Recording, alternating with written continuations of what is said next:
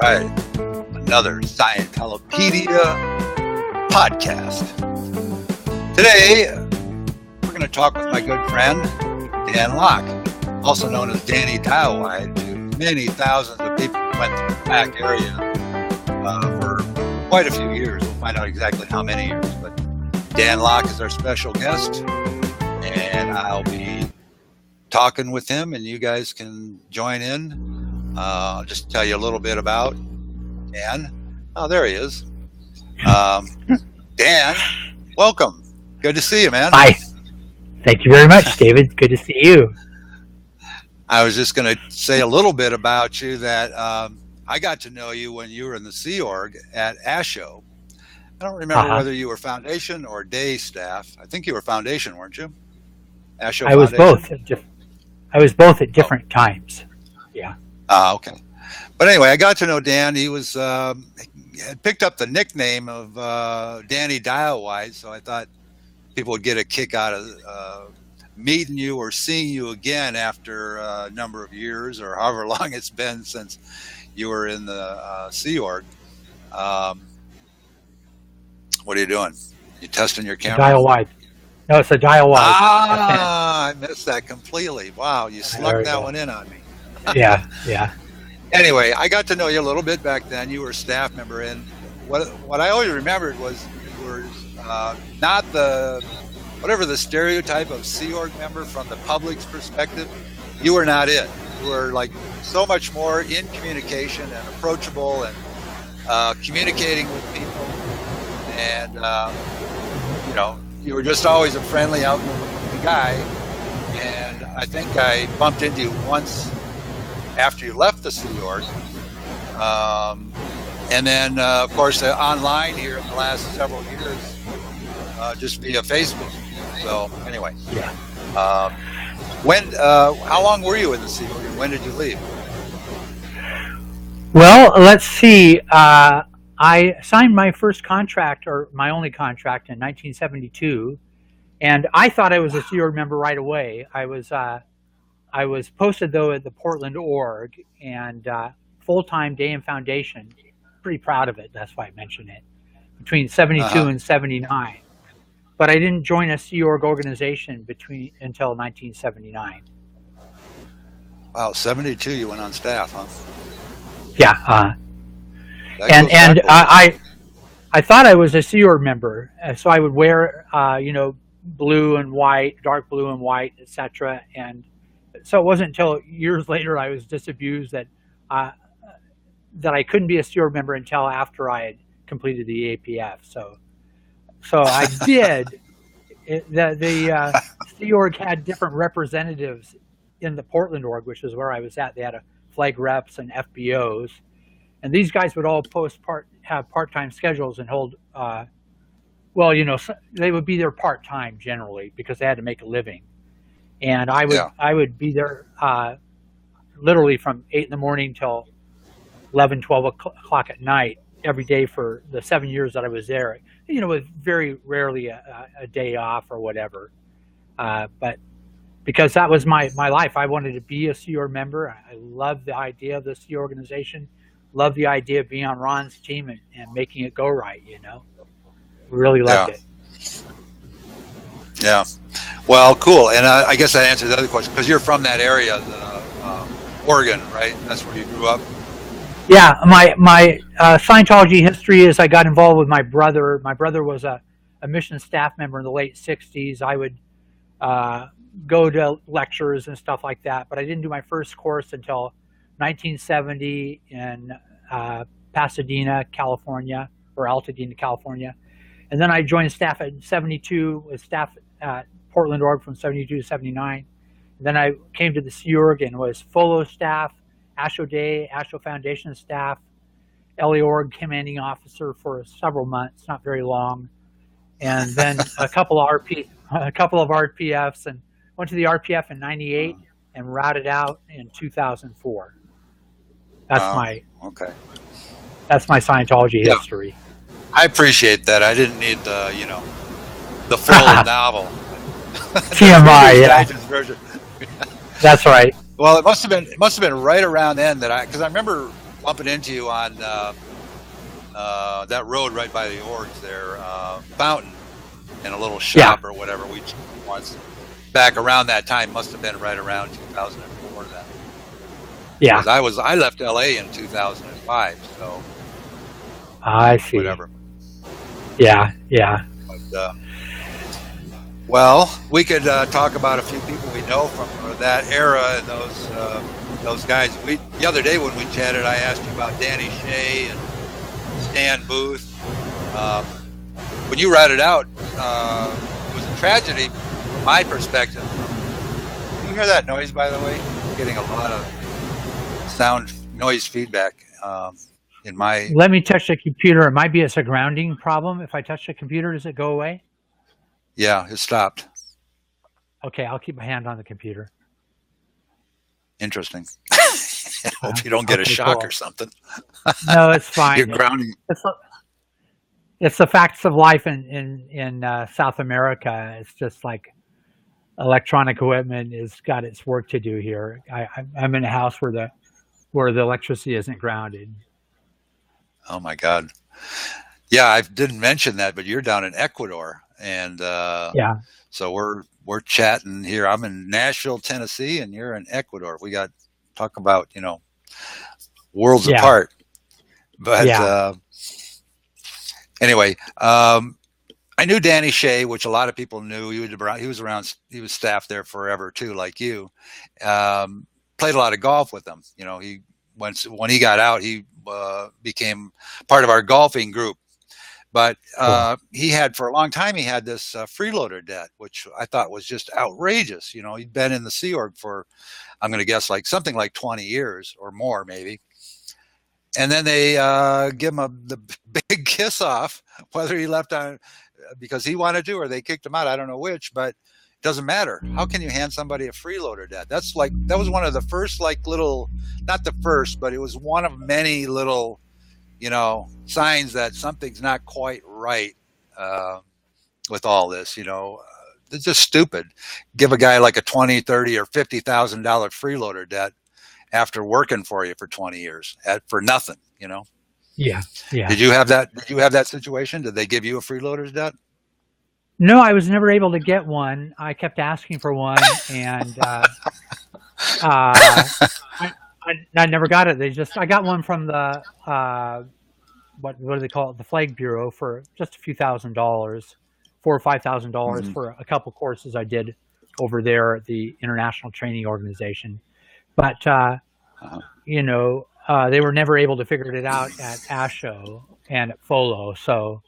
And by the time, after a few years of giving it a little push, I knew it would be huge. I knew it would be, rather large. And I was rather convinced of the injustice of it at all, even while I was somewhat friendly to the Church of Scientology corporate world.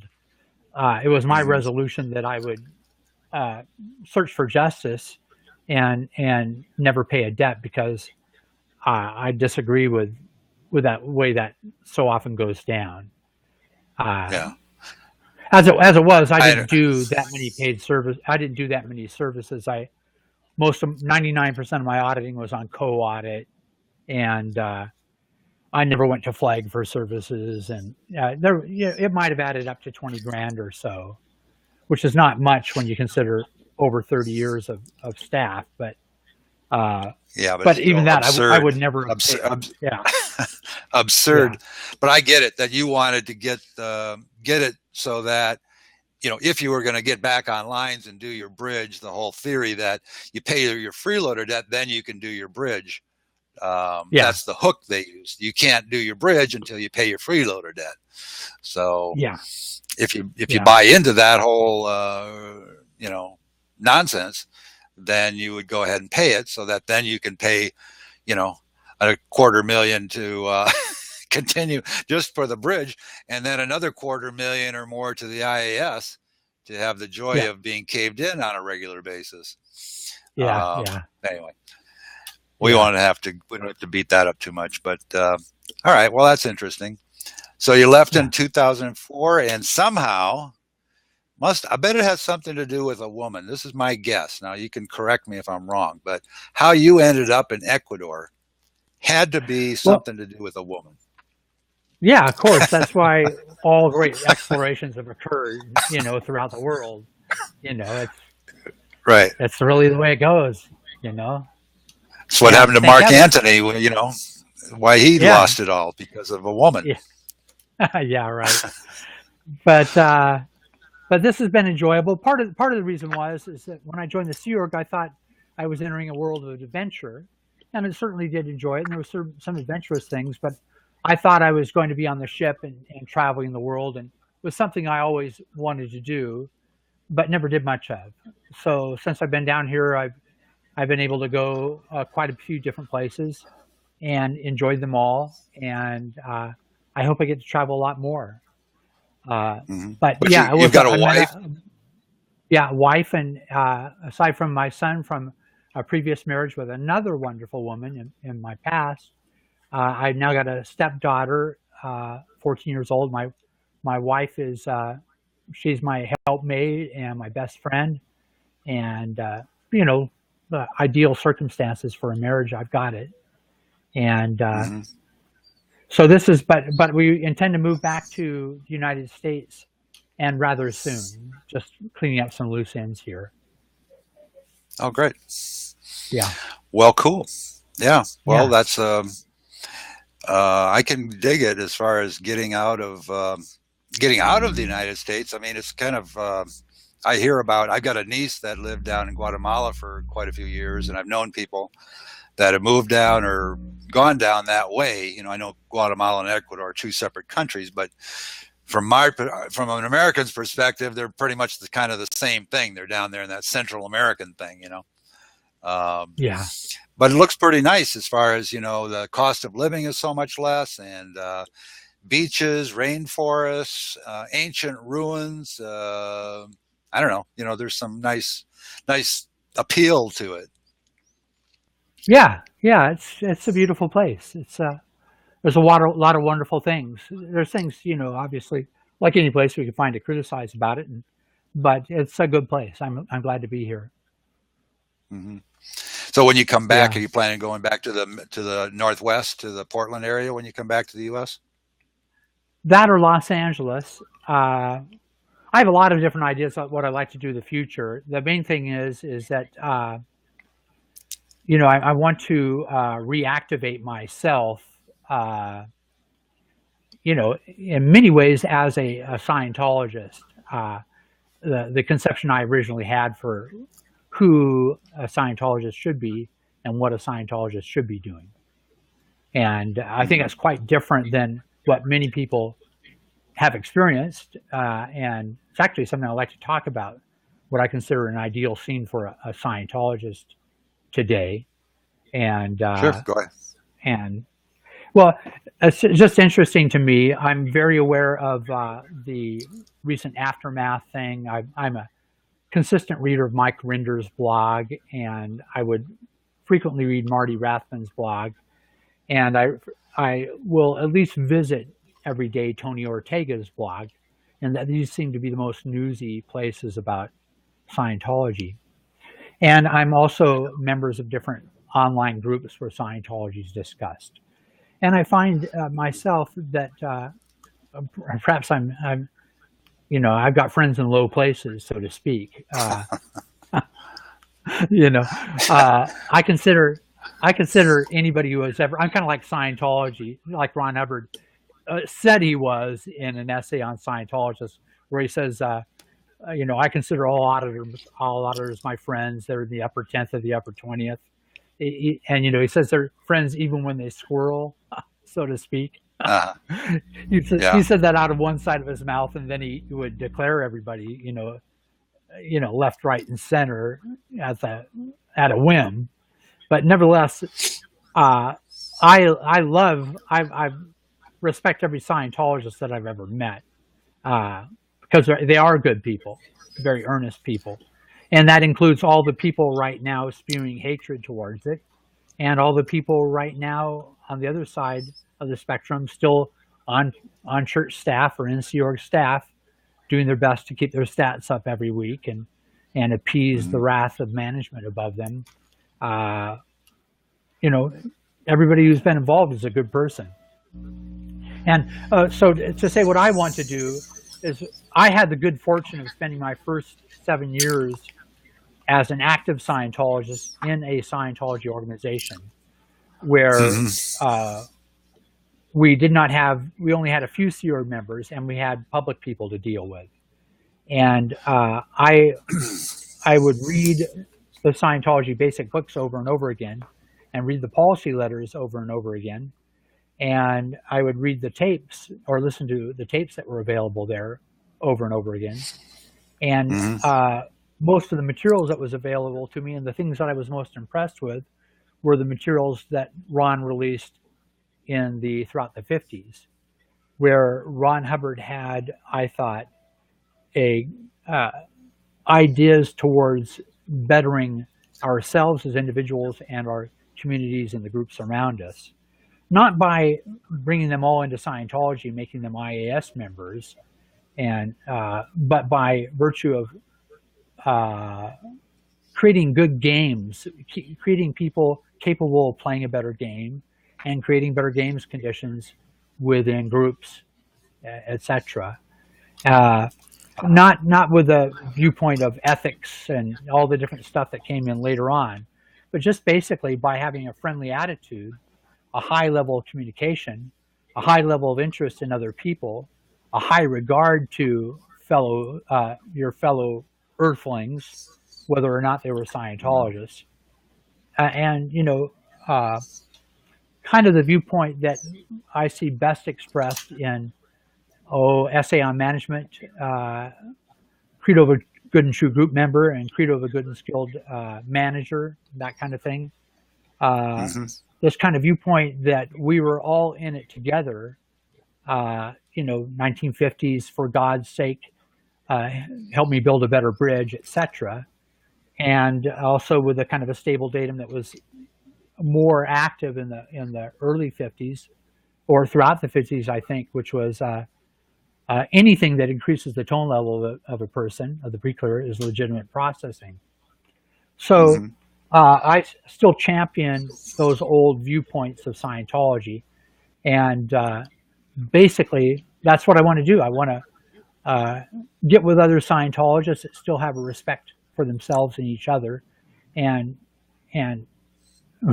basically turn back the hands of time, and at least in regards to their attitude and viewpoint, to a freer spirit of Scientology, an experimental viewpoint of Scientology, an adventurous viewpoint of Scientology, a non-conforming viewpoint of Scientology, an interested in viewpoint of Scientology, interested in others. And so that's what I'm kind of a little bit inhibited here in that my Spanish isn't very good, and there's not a big English-speaking community where I'm at. But I'm learning Spanish every day, back on it. So I'll get active here before I leave, but I'm quite good at my English. And very pleased with what I've learned about communication through studying Scientology. And I think a Scientologist in this day and age, he doesn't have to wear a yellow T-shirt, a Volunteer Minister's Handbook T-shirt. He probably shouldn't. I don't think a Scientologist should identify with Scientology at all anymore, because Scientology's been corrupted, and anyone who it's just too complicated to say, I'm a Scientologist, let me help you. There's too much handle in the dissemination jolt. That's definitely a problem with the PR of the brand has been trashed, and I've had lots of discussions with other people and got my own ideas on that, but I didn't want to interrupt you there, even though I just did. But just going back, let me go on. You were saying, I want to go on a little bit further. I think we should call ourselves epistemologists, perhaps, which is what Ron said. Scientology could be called. We're people who study knowledge, and Scientology should never have been organized and put into a religion. It should have been it's information, it's knowledge. It should have gone to colleges. It should have been made completely free. People should have been invited to jump in, alter it, bang it around, mess it up, experiment with it poorly and well, and just as any other information, just as any mathematic, etc., should have been treated. And now, I think hopefully that it will be treated that way, and that interested people, smart people, will investigate it for what it is, and not for what someone tried to make it be, which it should never have become. But anyway, there we go. That's enough said on that for now. No, that's a lot of good thoughts, and that's why I wanted you to just sort of get it out. Don't hold back. Yeah. And we'll go into some more, but just going back to when you said that, you grant, paraphrasing, you grant beingness to everybody who's been a Scientologist, and they're good people. They have that core. They're in the minority on this planet of people who recognize the truth and the value of it. So. Yeah. But you're granting a beingness to all these wide people, the critics, the ones that are just, they wake up in the morning, from morning till night, they're just bashing L. Ron Hubbard, bashing the church, and making no differentiation between the church and the tech itself or the subject itself. I have a little less, I'm not quite so magnanimous towards all those people, but see, that's why you got the nickname of Danny Dial-Wide. That proves it right there. You're, just a friendly, outgoing guy, and you're in calm with everyone, and that's a very admirable trait. So I just want to validate you for that, and that's what I recognized and saw when I knew you when you were on staff. Was I right? You were in Div 6 when you were on staff, by the way. What were your posts? I would generally be between Div 6 and Div 2. It was always something to do with the registration. My last few years on staff were primarily spent as a chaplain and a recruiter. I was the PES of ASHO Foundation, which is a three divisions in a Scientology organization, and I was the only staff member of all the Div 6s. So now here's what I did, though. I was ASHO Foundation's best div head recruiter, but I was, too agreeable. I didn't watch out for myself. I would give my recruits to the commanding officer to relegate to where that she felt best. But nevertheless, I was throughout PAC the best recruiter, div head recruiter, in the last several years I was on post. But the main hat that I had to wear was the chaplain. I would have people coming all the time, wanting to get, assistance with their marriages, etc.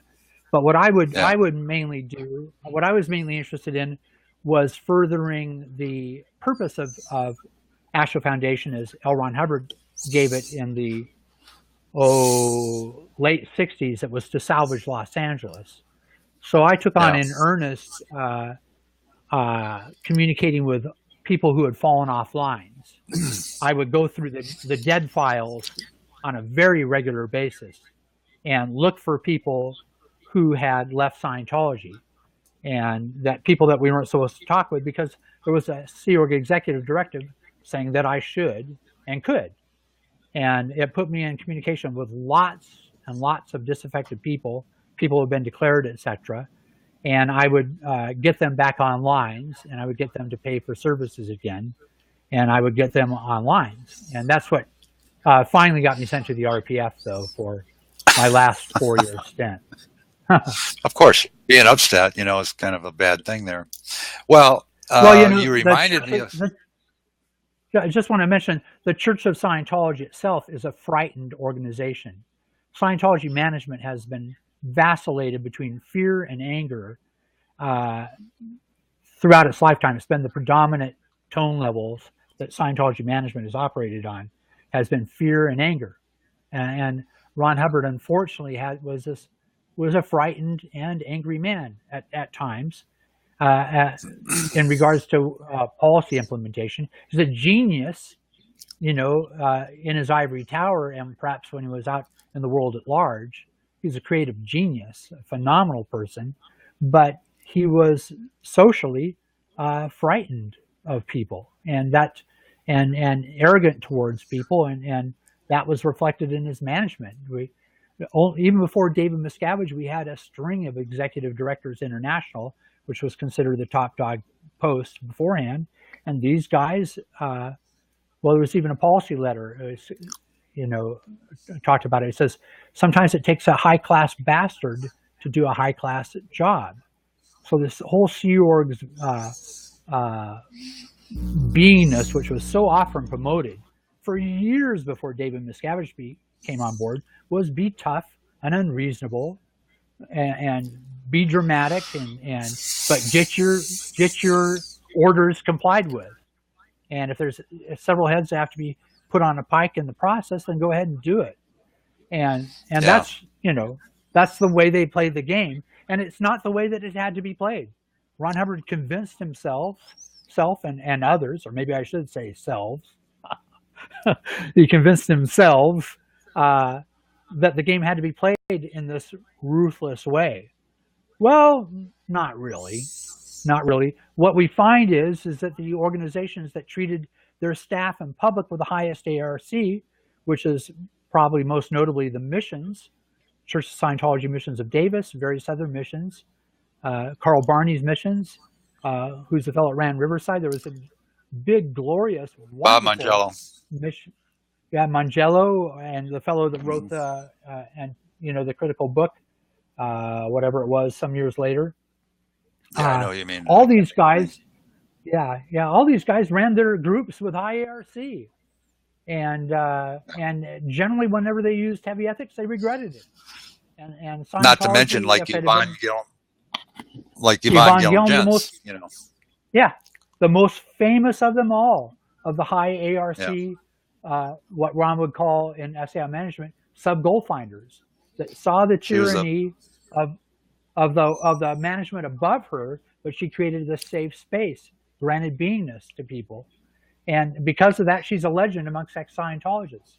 And every Scientologist alive knows that if she had been, for instance, Executive Director International or the Commodore, if L. Ron Hubbard had been relegated to research only and parked off in the Canary Islands for the last 30 years of his life and handed management over to Yvonne Gillen, for instance, as an example, then Scientology would be a respected name on planet Earth today, simply because there was someone that treated someone with courtesy and respect.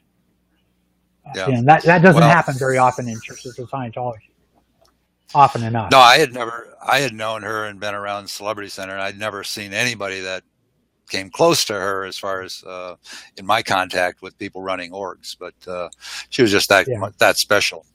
But the thing that you were also, when you were talking a little while ago, about your communication with the public when you were on staff, I'd noticed a very big difference between staff members, ex-Sea Org members, who worked at service orgs versus those who worked at management. The ones who worked at service orgs, I think, are more grounded, more in communication, less motivating, wrong choice, but not motivating so much on how evil it all was, how evil L. Ron Hubbard was, and how they ruined their life. Because my theory is they were actually out there delivering to the public. They were in contact with the public. They had their hands on the material and using it.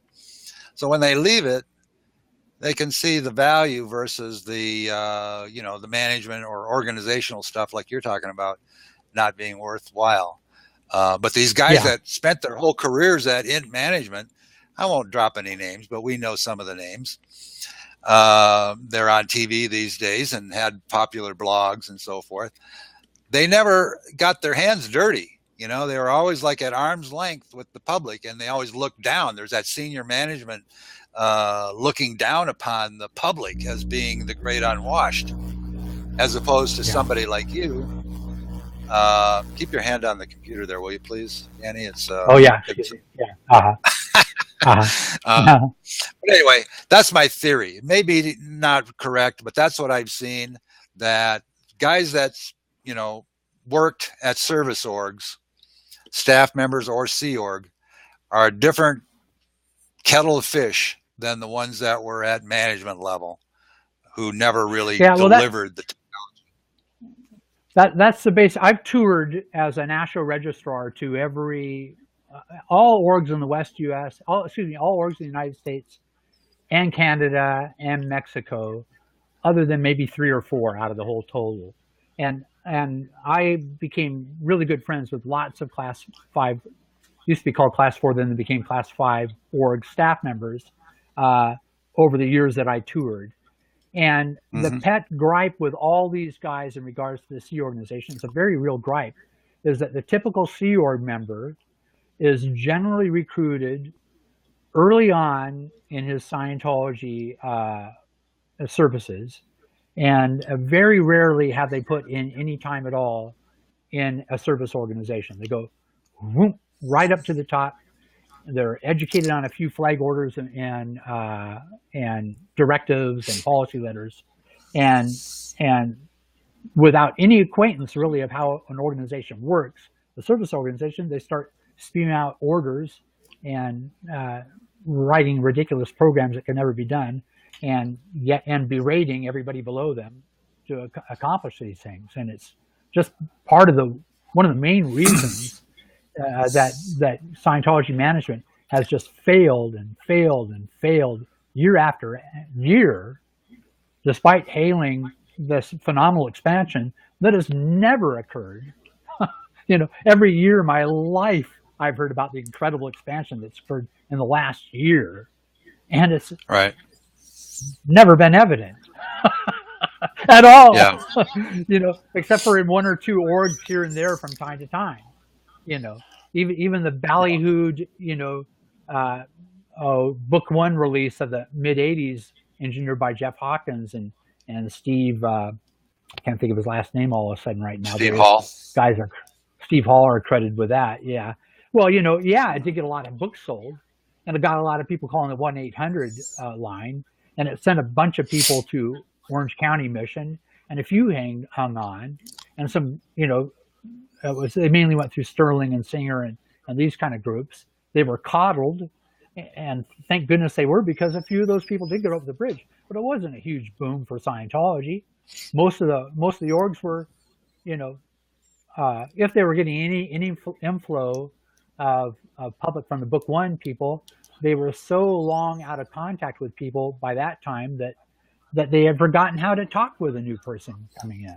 Most of them. Yeah. And they'd flub the dub repeatedly. So the amount of people that got in on Dianetics in the mid '80s that stayed in for any length of time at all, it's a teacup full. It's not very many people at all. Yeah. The problems with the management organizational structure that are built into the system are legion. And I'm not a big fan. I don't consider L. Ron Hubbard a genius on the area of organizing businesses or organizations or whatever. There's some brilliance in his writings, great theory, and some, like the data series is genius. And there's great theory in like the Boulevard policy or some other policies. But on a practical matter, the structure of the organizations, and particularly things like we talked about earlier, freeloader debts and, the upper management swooping in on a Class 5 org and taking over 50% of their revenue before anybody gets paid or the rent gets paid or they buy toilet paper for the organization is just brutal. I mean, it's just like, so, and there's many, many other examples of how the organizational structure just failed miserably. When they had a good marketing campaign, it just fizzled out because they were on stat pushes every week and, eating their own, the higher orgs cannibalizing the lower orgs public, and all these things are just horror stories, or what made it incredibly difficult for people to do their bridge. But in spite of that, some of us, some public managed to sort of figure it out and work our way on through and up the lines in spite of, those obstacles. And well, you see, anyway, generally what would happen is in the handling of individuals, the people that a public person interacts with primarily are registrars, course supervisors, occasionally an ethics officer. That's about it. Those are the people, a word clearer, etc. And all these guys, they might be being harassed by their seniors, etc., and pushed for stats beyond belief, but they know that the only way they're really going to get anything done with a person who hasn't signed a contract is with ARC and willingness, and Right. so that's the difference, So they're sort of forced into being nice. They got to be nice Well, because no, otherwise they won't they survive. realize it's the only way to get anything done, Yeah. and the staff Isn't that member gets things done in spite of the HENR generated by the management around them and by without all the upset, even in spite of all the upsettedness of people around them. Yeah, it's But really a you see, dichotomy it's kind of because like on the that. It's just one more Sorry. thing on it. It's like the tone level is what's senior. And if you look at the Hubbard chart of human evaluation, everything we know, at 4.0 and above, there's constructive reasoning. There's intelligent communication. There's granting of beingness. There's listening. There's no end theta on the line, etc. And that's that you don't have to worry too much about a management system because a being is there coordinating with other beings, getting things done. But how often do you experience that kind of communication as a staff member in a Scientology organization? Occasionally, but not often enough. Generally, it's anxiety, it's demand, it's urgency, it's anything other than rational, reasonable behavior. Yeah, I saw it because, I was a full-time professional FSM for a dozen years, worked with AO and ASHO and CC, and I toured. I was a speaker for AO for a couple of years. And so that was close enough to, having been on the road and working with the regs and being in a lot of meetings and stuff. I saw that it was a whole different world behind the curtain. I didn't live it. Yeah. I didn't have to wake up and be there at muster at 8:30 when the rest of you guys were there, or 8, whatever, and be on that schedule. But still, I saw it, and the disconnect between the life of a Sea Org member, or really any staff member, and what the public thinks it is just, it's amazing how different. Yeah. And that culture, I think we do have to lay on the doorstep of L. Ron Hubbard, that he said a lot of wonderful things in policy about, the public is, deliver what you promise, and, the delivering good service is the most important thing and all this. But the culture, the reality of the culture was, and the structure of the organization was far from really something that was very workable. Although in spite of all that, in the 70s and even up through the 80s, or up until the early 80s when the missions were slaughtered, there were booming orgs. There was that Celebrity Center was a big booming org. I was talking to Bonnie earlier about being over at ASHO on, I forget the street where it was before. Temple. The times I was over there, was this big, huge room just packed with auditors in there, and people, students training, just one large room. And CC was like that. And missions having, 100 people on staff, and many of these missions around the world. So in spite of all this stuff, there was a time until I think the early 80s was the big downfall period, the turnaround. But so flawed and not perfect, but it managed to do some good, I think. Definitely. Oh yeah. Well, look at, here's the thing. Scientology's accomplished quite a bit. It might not do everything that David Miscavige says is being done, etc. And certainly buildings are going up and all that kind of stuff. But if we take a look at just what's occurring, auditing grants relief. Auditing changes people. It benefits people. And sorry, I mean, I've even talked with guys. I remember, people might remember New Haven, Connecticut, ED, Brown McKee. I always thought he was interesting because his name was so much like Brownie McGee, the blues harmonica player.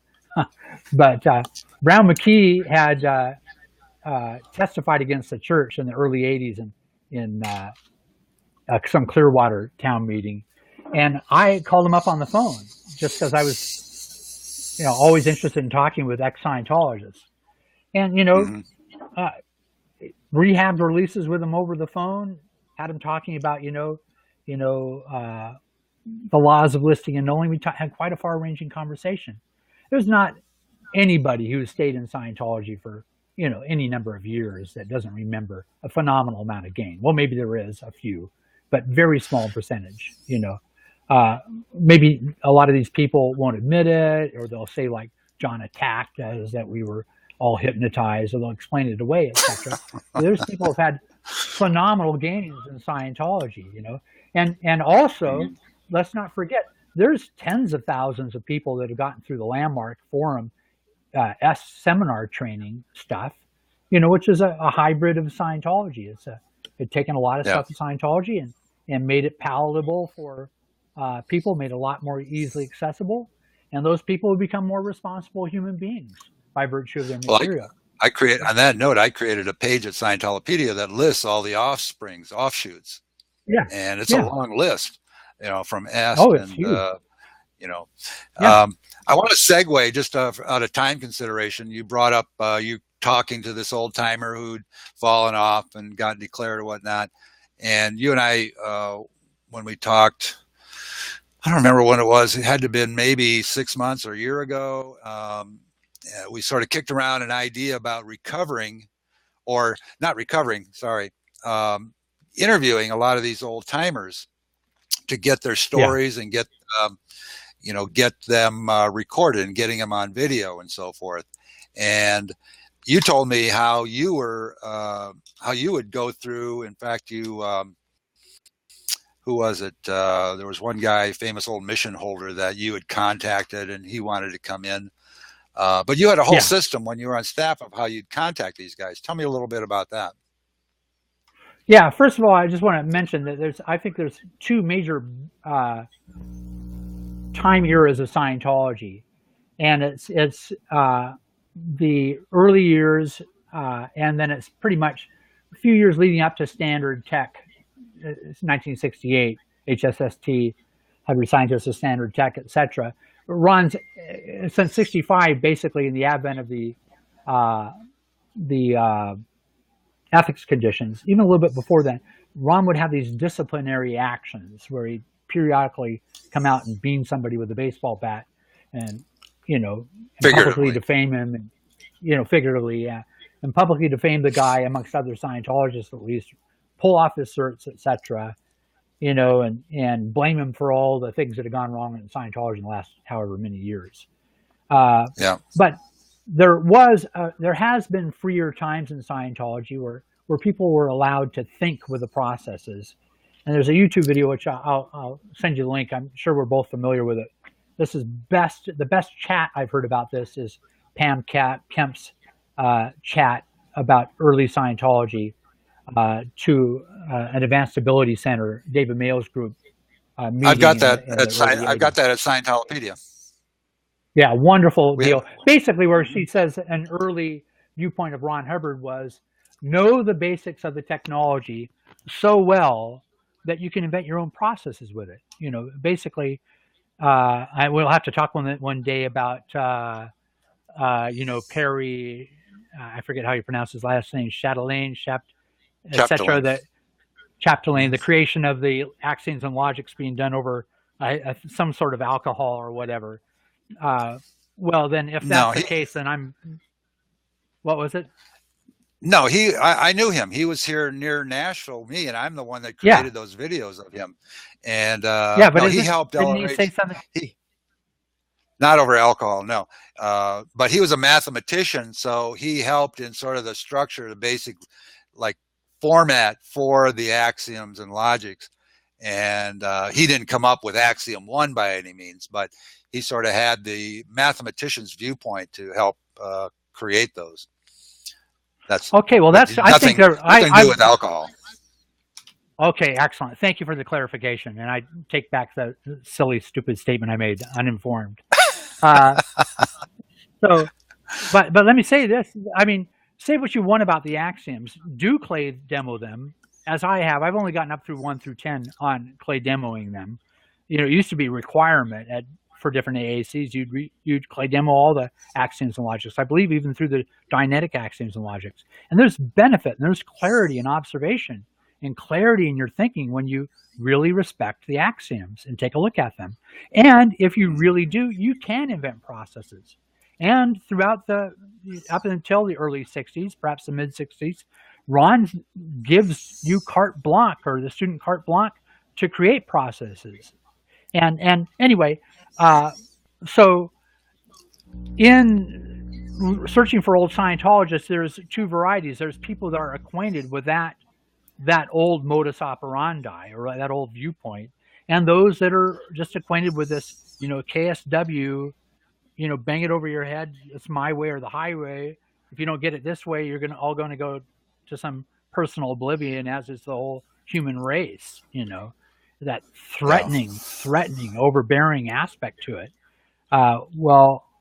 Nothing gets much done with that kind of viewpoint, other than, whatever. I don't want to get in a whole criticism of that. But basically, you asked me about how I used to get people in. Well, one of my favorite techniques was I would go to dead files, and I had seen, dig it, studying Scientology, first involvement, late 60s, final involvement as a staff member, 2004. So what is that? 36 years of active Scientologizing. I've seen a lot of happy people, and I've seen a lot of miserable people, and I've seen a lot of happy people get miserable, as time went on. And it's all basically on, are you getting wins or not? And generally people get wins sufficiently when they first get in to withstand, rude registrars, demanding IAS people, unreasonable executives, to hold on in spite of them, despite getting a diminishing level of wins that as they're later involved. Even as they're going up their OT levels, you see their enthusiasm for the movement of Scientology diminish through time. That's just typical. Very rarely people just stay enthused, unless they're pro FSMs and they're getting a big wad of money with everybody they get back in. Maybe they stay enthusiastic. I don't know. But as far as personal conviction and personal motivation, generally the longer a person's in Scientology, the least likely they are to disseminate, etc., because they've just been hurt too often, too much by the subject, emotionally. But anyway, so what I would say by the church, not by the subject personally, but by the church, yeah, by misapplication of it, definitely. Yeah. By basically the wheels of Scientology continuing to turn on without any observation really of the public person as to whether or not he's really winning in life or not. There's a lot of people sitting in course rooms who have crummy lives full of difficulty, etc., because the staff member just wants to push them through products and get their statistics up, and there's very rarely an interest in their own lives until it all falls apart. Well, going back to Yvonne, that's one of the things that's one of the things she would do. She would actually take an interest. Exactly. She would stop in the middle, walking through the org, and I don't care if it was me, who was not a celebrity, or, a celebrity. It didn't matter. She would stop, chat for a minute. How are you doing? And she looked at you, and you felt like she cared, Yeah. And if you were having a difficulty, if you said something to her, she'd bring somebody over and she'd get somebody, to help. You felt like when you went in there to that building, you were going to get better, one way or another, either from what you were learning or in contact with other people that, you can learn from. And she had a culture. She created a culture. That's what you're talking about. And I'm just using her as the gold standard for that. We've seen it. You can walk into a Starbucks. I don't know if you have Starbucks there, but you can walk into any kind of a store or a business or a group, and there's a difference in tone level between one group and another, one store and another, and it's just the culture, So Scientology failed in that regard to have, export that culture universally. It happened in isolated spots from time to time here and there, but Well, the bad you'll culture still get got people. filtered to them.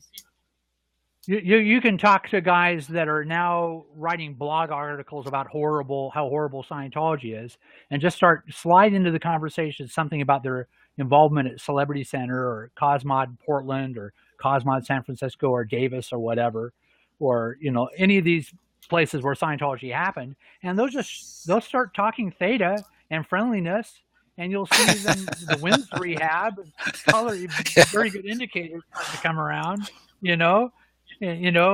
you could probably sign them up for a course at the end of it, at the end of your stay at your dinner table or whatever. But that's basically what I would do on folders. Here's my system. I would grab a dead file and I'd look back in the folder to the last point I could find success stories. I'd call out all the success stories, and I wouldn't take those 6 stories. Yeah, I had a really great time. The success stories, which should be 2 or 3 or 4 paragraphs long, and I'd call them all out. And I'd call up, and this is back in the day, before digital phones, but lots of people had recording machines. And my favorite recording machine was a recording machine. These were pretty popular. Hi, this is Joe Blow. Please leave a message and talk as long as you like. And so I go, great. Because I'd be talking to a person that if they had answered, if they'd known it was me, they might not give me the phone, might continue with the phone call. So I was happy to get recording messages. And then what I do is I say, hey, my name is Dan Locke, and I just want to read you some stuff that you wrote. I put that in as fast as possible. I want you to listen to some stuff you wrote over a span of 5 or 6 years or whatever the hell it was, And I just read them their success stories. Read them right back over the phone on the recording machine. Here's their grade 0 success story. Well, it's so cool to be talking with my mother. I could never talk with my mother before, but now, she's become one of my best friends or whatever the hell it was. I'd read them over and over. I just do it. And then I go, something? It looks like and then if I could see something in the folder, like an ethics order or a nasty letter or whatever, because even a ARC broken letter gets a dead filed. All sorts of silly stuff gets you dead filed. And different things get you dead filed. And I go, something happened here. Maybe it happened gradually, or maybe there was something sudden, but then I got this nasty letter from you, or you got this ethics order on you, or whatever the hell it was. So something happened that was wrong because you quit and you missed out on some stuff, because there's other stuff you can have. It's fun. It's still fun. And people would call me up. I think that's phenomenal that you had that. It's phenomenal you had that idea to do that, and it aligns with the tech of rehabbing and blowing charges, correct indication, all that sort of stuff. And exactly. You were using it. You were using it and recovering people. So we're gonna probably run out of time here, but I wanted to just let people know that we've talked about getting in touch with some old timers, some people that have been around, have stories. If you enjoyed this conversation with Dan, he's on Facebook. You can find him, and I'm sure he'd be glad to hook up with you. I know you probably know thousands of people, thousands of Scientologists over the years. But if you want to follow up with Dan on this, or have some ideas for people we should get in touch with, and Dan can talk to them and do an interview so we can document some of these people, these old timers, people that worked on the ship or knew LRH or any kind of the history that they might have stored away they haven't talked about, anything like that. We'd like to get them on tape, get them on film. Let me mention something on that. Years ago, I hosted with Don Breeding, an old timer from way back, lots of different meetings at Ash Show, where we get different people from the past. It was, I guess I don't have a lot of time to get into it, but I'm very acquainted with I've talked with dozens and dozens and dozens of people, maybe a couple hundred people that knew Ron in the 50s early on. A lot of these guys have passed away, of course, et cetera. But the main thing is, generally the church only interviews the people that are any old timers that are still around, that are still completely with the church. And then you can bet either those guys know what to say and what not to say, and they don't say what shouldn't be said, or their interviews are completely wildly edited. Yeah. Either that, or you got the Tony Bunkers of the world that just look for slime and don't give a damn about any value of the tech, and ex-Scientologists that don't give a damn about any value of the tech, that Yeah. think people that, like me, are wiffle waffle, theedy weedy cases that can't confront the evil of the Church of Scientology, or Scientology technology itself. Well, there are lots of people that are still living that knew Ron personally, etc. And I think there'd be great value in them being interviewed. And so David's got a Patreon account, and you can give him some money. And I imagine you can give a little note and say, use this money to find old timers and talk with them about, their experiences. And then one other thing I want to say, because David said he would not say or ask before we ended off, so I'm going to just jump in. No, I'm going to say or ask. In fact, I'm saying say or ask right now. And you brought up the Patreon thing, so I'm sharing my screen. I don't know if you're seeing it right now, but yeah, David's a good point. conscientious guy. David's a good conscientious guy, and I've seen him do interviews. I know the interest he holds other people in. I know the high regard that he holds other individuals in. I know he'll give good interviews and really find out, and I'd be very happy to help him on this project. Let's get in communication with Scientologists, and perhaps a little inclination towards people that knew LRH before they're gone. And let's not look at it to demonize Ron or look at how bad Scientology is, but let's take a look at it, use it as a way to get different perspectives on the value of Scientology and what can be done with it. And then that's one last thing. One other thing I want to mention is, you as Scientologists, as ex-Scientologists, please, I'm suggesting that you do as David does and Bonnie does and so many people, and either audit, and don't worry about getting people into the Scientology. Use it to better people. Don't be so adamant. Don't be like the church and have to feel like you got to sign them up for everything and get up the grade chart. Just go out with a sincere willingness to help other people and use it. That's what that's what I'm revitalizing myself in doing it. And by using it, I mean mainly to be interested in other people and develop your own personality and help other people develop their own personality so they can become better people. And that's the game. That's the real value of Scientology. You can make yourself better with it still, and you can make other people better with it still, without putting a big branded Scientology or handing them an FSM selection slip. You don't want to do that anymore, but you don't want to stop helping people. End of my speech. Well said. Very good. Very well said. And I took the Patreon site down. I'm just going to plug it because in the video that's on there, I talk about the next phase. I'm going to spearhead not only doing more of these podcasts, but developing online training. And the whole area subject of online training and even online auditing as well is unexplored, untapped. The technology is very robust, very mature. We don't have to even invent it or anything. There's people that are doing it. They're training people how to do everything from fly airplanes to run tractors or whatnot. There's no reason we can't teach people how to, about the tone scale, about communication drills, about, how to even do book one auditing or self-analysis auditing, and who knows, even academy training beyond that. So go to Patreon, search under Scientolopedia. I'll try to put a link up underneath this, but thank you for leading into that plug there, Danny. Yeah. And yeah. Another thing, don't feel any shame about having been a Scientologist. You might feel a certain shame about being a Scientologist, but don't have any shame about having been a Scientologist. Right now they're engaged in shameful conduct. They really are. They're really betraying anybody who's ever been involved by their high prices, their other intentionness, their involvement with all these other things that they get involved in that are very, very different than just sitting down a pre-clear or a student in front of you and seeing that the pre-clear gets processed, or seeing that the student gets trained, or seeing that a person gets actually helped, but most people have some acquaintance with either a little bit of actual help or a lot of actual help from or with Scientology. So get back on that bandwagon and have fun with the subject. It's still possible.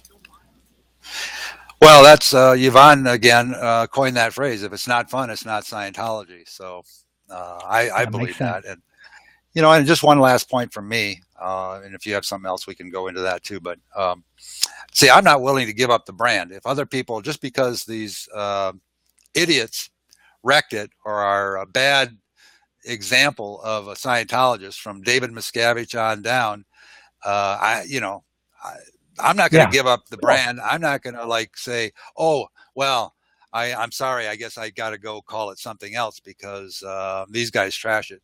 No, it's mine. It's my subject. But that's just me. I still call myself a Scientologist, and it's a rough go in some cases, but I've also had the experience because I'm an auditor and I'm recovering people from, bad auditing or bad experiences and when they're on staff.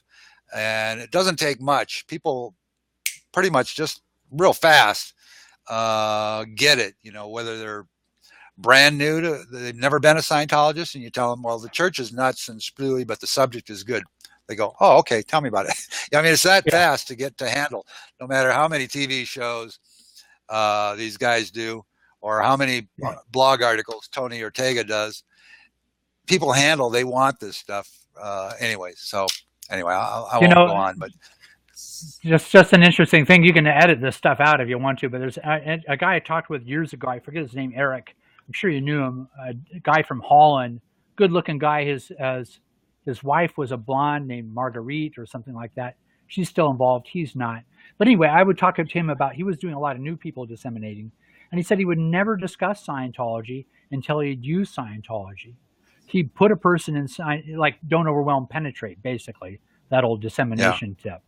You don't come in announcing if the person happens to know you're a Scientologist, you say, well, let's not even talk about that right now. I just want to ask you a few questions about your life. Have you ever been involved? Do you have any pains or aches or pains or whatever? Do a fast dynamic assessment, put him in session or whatever, and then give him a benefit, and then talk about Scientology. Get him on your side before you have to handle something defensively from someone who's listened to a lot of interpretive theta about Scientology. Yeah. No, I think that's smart. I would agree with that. I think you also have to kind of introduce yourself as a reformed Scientologist. If the person has any deal with it, there's people who've misapplied it. It's kind of like I'm a fireman, not an arsonist. I work with the subject of fire, but I'm not an arsonist. I'm a fireman. Exactly. That's a good one. All right. Well, with that, I think we're going to wrap it up here. I want to thank you, Danny, for doing this call and this show, and I think people got a little flavor of the good old days, and also why I titled it Danny Dial-Wide, because you're definitely a good guy, and you have a good outlook on life, I think. So anyway, as we all appreciate it. As we all do. There's Scientologists. That's one of the things that is common denominator about them. They have the best outlook towards people. They actually imagine people can be clear and OT, and you can find fault with those viewpoints. But that is an idea that I hold myself in the highest regard, and I hold you in the highest regard. That's what a Scientologist does. Yeah. That's what well, hopefully we do tend to see the being rather than the mess the that garbage the being is in. Yeah. Yeah. Anyway, thanks again. One more. The basic individual is not a buried unknown, but an intensity of all that is good and most able in the person, minus his pain and dramatizations. Handbook for Pre-Clear. Handbook for Pre-Clears. All of us are an intensity. Take the 10 top attributes of David LaCroix and then magnify them by 5 or 6 times, and then minus out anything that anybody might imagine is wrong about David LaCroix, and then you've got the real David LaCroix, and the real me and the real whoever's listening. Exactly. Yeah. I like that. That's a great reference. Now I will. It is a great reference. It's something to live by, for a Scientologist to live by, actually. Yeah. All right. I will shut up. Cool. Okay. Actually, I'm applying what Ron said. When they all think you're dead, say something. Contact with the public. But I won't do it again, I promise. Okay, man. Well, great talking to you. Thanks. And maybe we'll do this again. Who knows? Good. I am a patron of David on Patreon, by the way, and I know it's money well invested for everybody else to do it. Bye bye. I couldn't agree more. All right. So, thank you, Danny, and I might be a little. Thank you all for joining us on the show, and we'll be back again soon with another installment of the Scientolopedia podcast. And this is Dave LaCroix signing out. Have a wonderful rest of your day. Thank you. Bye. Thank you, David. Good night.